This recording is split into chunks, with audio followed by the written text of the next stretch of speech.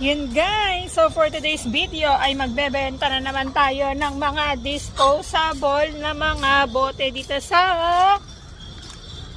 High Speed Depot. Yan siya guys.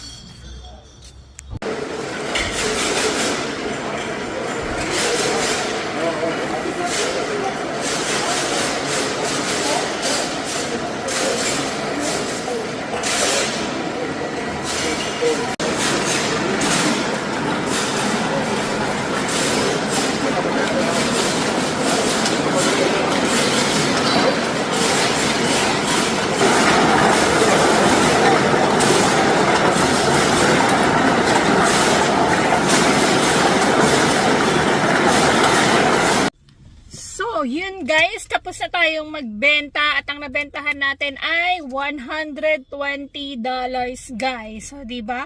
131.